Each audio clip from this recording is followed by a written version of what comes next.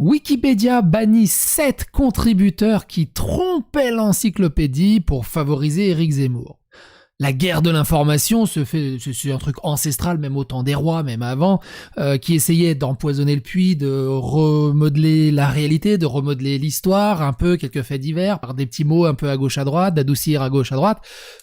Et là, se fait attraper, non pas Éric Zemmour, mais des gens qui sont pro-Éric Zemmour se font attraper dans la modification du Wikipédia. Il y a des articles de partout, absolument partout. Ils ont fait beaucoup moins d'articles quand c'est arrivé à Marlène Schiappa, déjà plusieurs fois.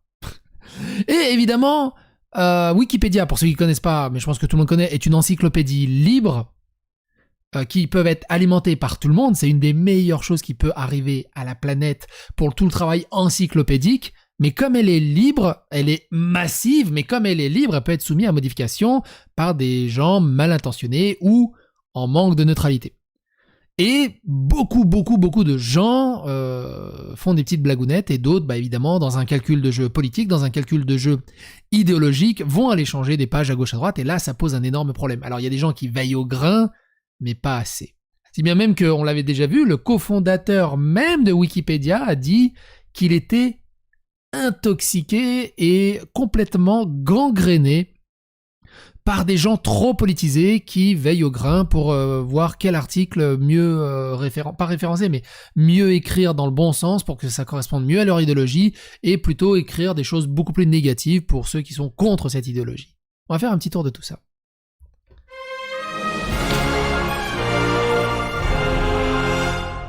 Alors ça a défrayé la chronique, vous en avez certainement entendu parler. Wikipédia bannit 7 contributeurs qui trompaient l'encyclopédie pour favoriser Éric Zemmour. Sale coup porté à l'encyclopédie. Après les révélations d'un journaliste, l'encyclopédie participative Wikipédia a bloqué indéfiniment les comptes de 7 militants pro-Zemmour qui abusaient de ces codes pour faire la promotion d'un candidat d'extrême droite. Ils étaient plus de 50 bénévoles le 17 février 2002 à se prononcer en faveur d'un bannissement de 7 contributeurs de Wikipédia qui modifiaient l'encyclopédie en ligne pour favoriser Éric Zemmour. Des pratiques contraires, non seulement aux principes de Wikipédia, mais dangereuses pour la qualité de l'information publique en ligne. Alors avant d'aller plus loin, quelque chose que je veux vous montrer sur comment je consomme Wikipédia quand c'est des articles tendancieux. Quand c'est l'histoire du basketball, du football ou des conneries comme ça, ou quand tu veux voir des informations, on va dire, à peu près neutres, globalement, t'en fous. Quand tu veux voir, donc là, il y a quand tu es sur l'article concernant Éric Zemmour, on peut voir cet article semble être une page autobiographique ou auto-centrée qui a fait l'objet de modifications substantielles, soit par le principal indexé, soit par une ou plusieurs personnes en lien avec le sujet. Et vous voyez, il y a un cadenas sur la page. Quand vous laissez votre souris dessus, cette page fait l'objet d'une mesure de semi-protection édentue. Elle est en semi-protection, elle n'est pas en protection totale. Et ce qui est intéressant, et quand c'est sur des sujets comme ça, ce que je vous invite à faire, c'est que quand vous lisez votre article, tout en haut, vous avez historique. Vous avez accès à toute l'historique des modifications de la page. C'est imbuvable. C'est important de le préciser. C'est imbuvable. Si vous n'avez pas l'habitude, c'est que des pavés de texte avec il y a plus d'octets, il y a moins d'octets, il y a les raisons. C'est imbuvable. Par contre, ce que je vous invite à faire, c'est... Moi, ce que je fais généralement, c'est regarder. Le 19 février, il y a 1, 2, 3, 4, 5, 6, 7, 8, 9, 10, 11, 12, 13, 14, 15, 16. Il y a 16 modifications de pages sur une seule journée. 16 modifications de pages. Et en fait, ce qui arrive souvent, c'est des gens qui s'engueulent. Il y en a un qui fait une modification, mais elle est mal perçue. Il y en a un qui recorrige derrière, il y en a un qui la remet, qui recorrige, qui remet, qui recorrige. Et du coup, la page se retrouve verrouillée. Le temps qu'il y ait une modération et qu'ils fassent des réunions ensemble. Et en fait, ce que je voulais vous dire par là, c'est que tout est accessible. Par exemple, on prend au hasard le 19 février à 14h29, vous ouvrez diff, vous ouvrez juste le diff en fait, et vous arrivez sur une page qui note la différence des deux versions, celle de la version de 14h29 et celle de la version de 14h29, puisqu'elle a été modifiée dans la minute. Et donc là, on voit, il n'y a pas grand-chose qui a été modifié, c'est surtout une histoire de l'article de Wikipédia, la page d'Éric Zemmour, qui est la page la plus visitée de Wikipédia, c'est un truc autour de Wikipédia. Mais il y a plusieurs trucs qui sont derrière. Si tu fouilles un peu plus loin dans les histoires d'Éric Zemmour, il y a des paragraphes entiers qui ont été supprimés. Alors là, j'en ouvre au hasard, j'aurais dû le laisser l'onglet ouvert tout simplement, mais voilà, ce qui est intéressant, c'est... Voilà, là, il y a carrément un paragraphe entier qui a été ajouté ici. Donc, vous voyez, qui a été ajouté ici et qui a été totalement supprimé ici. Là, il y a plus et là, moins. Il a été totalement... Ils ont supprimé ça. Et ce qu'il y a aussi d'intéressant, c'est comme ça, avec différence, vous pouvez voir qu'est-ce qui a été modifié. Et c'est aussi intéressant, voir avec ces modifications pourquoi, et ça tourne dans ce sens, et pourquoi ça va dans ce sens. Le truc, c'est que ça touche tout le monde. Tu prends Jean-Luc Mélenchon, là je suis sur les historiques de version de Jean-Luc Mélenchon, regardez le nombre de modifications qu'il y a par jour sur la page Wikipédia. Emmanuel Macron, c'est pareil. Emmanuel Macron, tu vas dans son historique, c'est pareil. Ils sont tous dans un jeu de pouvoir hallucinant. Marlène Schiappa, pourquoi il n'est pas ouvert? Je l'avais ouvert, Marlène Schiappa, regardez. Si je regarde Schiappa, Marlène, pareil, elle est en lock total par contre. Ah non, elle est en semi-protection longue. Elle, c'est pire que Éric Zemmour. Et c'est pareil, y a énormément de modifications que je vous invite à regarder. Et c'est sur ça que je veux vous alerter, c'est que c'est très important de regarder l'historique des versions pour voir à peu près l'opinion qui s'en dégage. Et je ne sais pas si vous connaissiez cette info. Mais ça, on en avait déjà parlé dans cette vidéo-là. Wikipédia envahit d'agences de com pour améliorer la e-réputation, notamment de Quantic Dream, mais aussi de Julien Chiez. Et évidemment, Wikipédia interdit les sources provenant de la droite. Le cofondateur de Wikipédia s'inquiète et dit de ne plus faire confiance au site qu'il a créé. Il explique le grand problème de la neutralité de l'information et démontre que les sources de droite sont purement interdites sur les articles sociopolitiques. Et pour revenir à l'article de comment est traité, c'est pour ça ce que je dis assez souvent, quand on lit des articles à gauche à droite, évidemment, chaque article à gauche à droite a sa propre idéologie, a sa propre orientation de comment il veut faire passer le message. Et en fonction de là où c'est assez intéressant de voir le son de cloche. C'est pour ça que c'est très intéressant de multiplier les sources d'informations pour avoir plusieurs sons de cloche. Mais au final, essayer d'arriver à juger tout le bordel de manière à peu près neutre, sans même avoir un espèce de biais de soi-même, de ses propres jugements. C'est très compliqué. Voire quasi impossible. Mais d'essayer d'avoir une espèce de recul à tout ça. Et donc, Numérama dit, il y a plus de 50 bénévoles, qui ça on l'a déjà lu. Quelques heures plus tôt, Jules, administrateur de Wikipédia, a publié un long bulletin dans lequel il retraçait l'historique des révélations du livre Au cœur du Z, paru en 2022 aux éditions de la Goutte d'Or, dans lequel un journaliste relate son infiltration dans les campagnes du jeune avec Zemmour. Il y raconte comment une cellule d'une petite dizaine de militants pro-Zemmour s'organisait pour modifier l'encyclopédie en ligne, parmi eux une tête pensante reconnue, le contributeur surnommé Chip, qui a joué de son expérience de 176 000 contributions en 15 ans. C'est énorme, l'un des plus gros contributeurs que Wikipédia ait connu à l'échelle mondiale, et sa stature pour trahir les règles de la communauté wikipédienne. Lorsque j'ai découvert le pseudo de Chip dans la liste, j'ai été estomaqué. Un bandeau d'avertissement sur la page de Wikipédia. Contacté par le journaliste au cœur du Z, l'administrateur a pu suivre pendant quelques mois les agissements de Chip et des autres qui contreviennent à de nombreux principes de Wikipédia. Neutralité de traitement des sujets, mais aussi savoir-vivre et bonne foi. Dans la majeure partie des cas, l'encyclopédie s'est bien autorégulée en annulant, par exemple, certaines modifications militantes. Cependant, Chip reste le premier contributeur de l'article d'Éric Zemmour, comme le rappelait le 17 février Numérama. En connaissant son engagement politique et militant, cela ne peut que questionner la neutralité de la page du candidat d'extrême droite. À l'aune de ces révélations, la page a été affublée d'un bandeau rose en tête d'article qui met en garde les internautes. C'est le bandeau qu'on a vu. L'avertissement est salutaire, vu combien de fois la page est lue. En 2021, elle a été la plus consultée du Wikipédia francophone, avec 5 millions de visites. Ça aussi, c'est très intéressant comme statistique. Comportement inacceptable, accablant, très sale coup porté à l'encyclopédie qu'un ancien très expérimenté se prête à ce jeu malsain.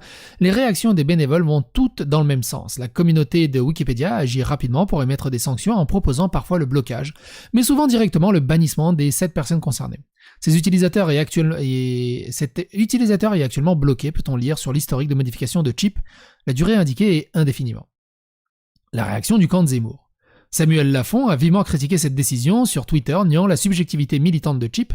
Le chef de la stratégie numérique d'Éric Zemmour était pourtant à la tête de la cellule dont Chip faisait partie. Il était surnommé Grand Chef, dans la boucle de messagerie comme l'a montré le livre Au cœur du Z. En décembre 2021, il confirmait aussi aux Parisiens l'existence d'une dizaine de personnes qui sont par exemple en charge spécifiquement de Wikipédia. On peut lire dans l'article, elles connaissent les usages de la communauté qui alimente la célèbre encyclopédie collaborative et y mènent une bataille d'images en veillant aux informations qui y sont relayées. Ce papier avait d'ailleurs fait réagir la cellule Wikizedia en question qui s'inquiétait d'être mis en avant de la sorte dans les médias. Lafon ajoute notamment ce que les médias ne vous ont pas dit, c'est que Chip a créé et amélioré de nombreux articles sur Wikipédia, c'est donc un contributeur talentueux qui est expulsé pour des raisons politiciennes, ce qui est aussi factuellement faux. Chip a été justement présenté partout comme un contributeur historique de l'encyclopédie, actif depuis 15 ans, et qui a profité de cette aura pour se sortir de certaines situations houleuses. Notamment lorsqu'il avait tenté de publier sur Wikipédia que la responsabilité dans la Shoah en France de Philippe Pétain et de Pierre Laval était sujette à débat. À l'heure où nous écrivons ces lignes, le 18 février à midi, Samuel Lafon dénonce une censure de Wikipédia en générant de nombreux tweets sur le sujet. Il y a 2 semaines, Le Monde décortiquait les opérations d'exposition sur Twitter menées et assumées par le responsable de la stratégie numérique d'Éric Zemmour qui permettent à certains hashtags de devenir artificiellement populaires sur le réseau social. Et donc de l'autre côté du pas de l'autre côté du spectre, mais j'avais pas eu le temps de parler de Marlène Schiappa, c'était il y a pas si longtemps, ça date du 14 février. Les changements de la page Wikipédia de Marlène Schiappa par son équipe ne passent pas inaperçus. Pour justifier ses interventions dans Wikipédia, un conseiller de Marlène Schiappa plaide la défense antisexisme. La ministre est une des nombreuses personnalités politiques qui tentent d'enjoliver leurs articles. Hommes et femmes politiques ont décidément une difficulté de vocabulaire avec Wikipédia. Quand l'encyclopédie est et se présente comme ouverte et collaborative, ils entendent ouverte à mes collaborateurs. Et nombreux sont les élus, ministres ou candidats qui chargent leurs équipes de transformer l'article qui leur est consacré en panégyrique. Et Google donne la définition de panégyrique. Selon Wikipédia, l'éloge panégyrique ou simplement le panégyrique est au sens strict un discours épidictique à la louange d'un personnage illustre, d'une nation ou d'une chose et, dans l'Occident chrétien, un sermon faisant l'éloge d'un saint. D'accord. Faut le placer sur le Scrabble. Ou au moins d'en enlever des passages gênants. Ces jours-ci, qui connaissait panégyrique, sérieux? Ce jour-ci, c'est Marlène Schiappa qui est sous les projecteurs avec, contrairement à beaucoup de ses pairs, qui nient toute intervention, évidemment, Marlène Schiappa dit « Mais non, il n'y a pas de souci, non. » Avec, contrairement à beaucoup de ses pairs qui nient toute intervention, une argumentation, son équipe devrait la défendre contre le sexisme et les attaques de mauvaise foi. Chose rare, l'association Wikimedia France, qui soutient et promeut Wikipédia, a réagi ce lundi 14 février pour un communiqué, elle rappelle. Un article d'arrêt sur image du 9 février 2022 révèle la participation du cabinet de Madame la ministre Marlène Schiappa à la rédaction de l'article Wikipédia qui lui est consacré. Le lendemain, le Huffington Post interviewe la conseillère de communication de la ministre à ce sujet. Son communiqué précise que la personne ayant un intérêt, collaborateur, salarié, prestataire, peuvent participer à l'encyclopédie, moyennant le respect de plusieurs règles. Autobiographie, conflit d'intérêts, contributions rémunérées, notamment de déclarer que ces contributions sont rémunérées ou que l'on a un lien avec le sujet de l'article. Comme on l'a dit dans l'autre vidéo, Wikipédia est envahi d'agences de com qui se chargent de ton e-réputation. Et ça se fait énormément pour les studios de jeux vidéo. Là, dans cette vidéo-là, on traite le cas de Quantic Dream, mais vous vous doutez bien que ça touche tout le monde. Manquement à l'obligation de transparence. Or, bien souvent, les organisations et les personnalités en profitent pour rédiger des articles promotionnels ou partiaux ne respectant pas les standards de la communauté. Cela oblige les bénévoles à repasser derrière pour réparer ces dégradations, souligne Wikimedia France. Les contributions sous le pseudonyme de Noah22, dans le cas de Marlène Schiappa, portent presque toutes sur l'article dédié à la ministre en janvier 2021, déjà épinglé pour avoir manqué à l'obligation de transparence en matière de contributions rémunérées. Cet internaute admettait, après 3 rappels à l'ordre, « Je fais partie du cabinet de Marlène Schiappa, ministre délégué à la citoyenneté auprès du ministre de l'Intérieur. En tant que conseiller de la ministre, je me permets d'effectuer des modifications sur sa page. » Une reconnaissance de lien d'intérêt qu'il a ensuite tenté d'effacer. Et ça, c'est ouf. Ça, c'est ouf. Alors, c'est pareil, hein. Donc là, on est sur l'utilisateur Noah22, différence entre les réalisations. Et donc, il avait mis, donc, le 9 février 2022, je fais partie du cabinet, blablabla. Et à 20h22, à 20h02, il n'y avait rien. À 20h22, il note ça, et puis si tu cherches un peu plus loin, il l'a resupprimé. Mais ce qui est bien avec Wikipédia, c'est un bordel pour s'y retrouver, mais toutes les modifications sont conservées, historiquement. Il y a toute l'historicité des conversations. Il y a les discussions d'utilisateurs, il y a tout. Il y a tout un pan de Wikipédia que les gens ne connaissent pas. Ça, c'est quoi ça? Bonjour, Noah22, je suis un robot qui aide les utilisateurs à ne pas oublier de signer leur message, blablabla. Oui, non. Bref, il y a plein de choses. C'est très intéressant. Arrêt sur image, ASI remontait le fil du changement du nom de compte. Noah22 s'appelait précédemment Yenad, prénom du conseiller en communication de Marlène Schiappa, une modification de pseudonyme effectuée juste avant la publication par ASI de son enquête sur des comptes Twitter consacrés à l'apologie de la ministre. Évidemment, il y a des comptes Twitter dans le même sens. Hein. Instagram, bref, les réseaux sociaux. Une page autobiographique. Si le cabinet ministériel n'a pas répondu aux questions d'ASI, Yenad Mlahara s'est exprimé le 10 février dans le HuffPost. Il y assume ses interventions dans la page de son employeuse et les justifie ainsi. La page Wikipédia de Madame la Ministre est en effet régulièrement l'objet d'actes de vandalisme et même d'insultes et donne lieu à des compilations d'anecdotes hostiles. Ça, tu peux tout et rien mettre dedans. Un prétexte dont la fausseté est relevée par un ancien président de Wikimedia France. Outre que le Wikipédien font en réalité directement un énorme travail de nettoyage, de vandalisme et injures, en partie grâce à des robots logiciels, on constate dans les contributions du conseiller qu'il consiste essentiellement en ajouts variés sur les œuvres de sa ministre, de quoi transformer l'article en journal électoral, ce qui a amené un Wikipédien à orner la page d'une bannière avertissement. Marlène Schiappa est hélas pour le temps passé par les Wikipédiens bénévoles à nettoyer les articles de publicité clandestine, très loin d'être la seule personnalité politique à tenter d'enjoliver l'encyclopédie à son profit en la diluant sous 1000 faits mineurs positifs ou en coupant des passages gênants. Avant Schiappa, Avia, Raffin, Wauquiez. On se souvient par exemple de la députée LREM Laetitia Avia qui en 2017 intimait son équipe « Wikipédia, il y a plusieurs choses à faire, il faut prendre le contrôle sur cette page, il ne suffit pas juste de supprimer le paragraphe sur le canard enchaîné, il faut le réécrire de toute façon et le sourcer quand on le réécrit », révèle une enquête de Mediapart. Parce que c'est ça le truc, c'est qu'ils réécrivent et ils ressourcent derrière leur réécriture pour essayer de réécrire la véracité des faits et l'histoire. Et Laetitia Avia qui fait ça, hein. Soi-disant, puis derrière elle lutte pour la loi Avia, cyberharcèlement, et mon cul c'est du poulet sur la commode. Tentative de réécriture vaine là aussi, son altercation avec un taxi est demeurée dans son article Wikipédia. Ah oui, c'est elle qui avait mordu le taxi. Taxiphile.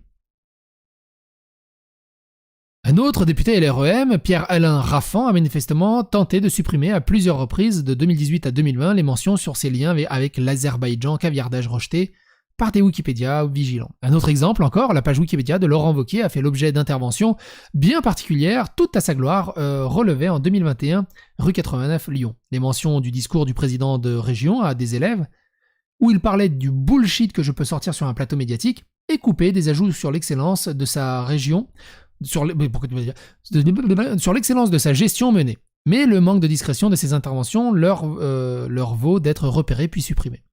Cette mauvaise habitude sont répandues en avril 2021. Une enquête de Numérama relevait que l'article Wikipédia d'une tête de liste sur 3 aux élections régionales était touché par des essais de censure. Mais sollicité par l'Obs, le candidat et leur entourage juraient la main sur le cœur de n'y être pour rien.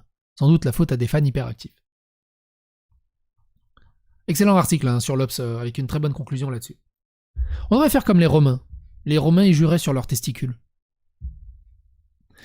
Quoi qu'il en soit, n'hésitez pas à donner votre avis, votre opinion dans les commentaires. N'hésitez pas à phagocyter l'algorithme de YouTube, à vous abonner, à liker, à clocher si vous aimez ce genre de contenu. Et on se retrouve pour d'autres aventures. Bye.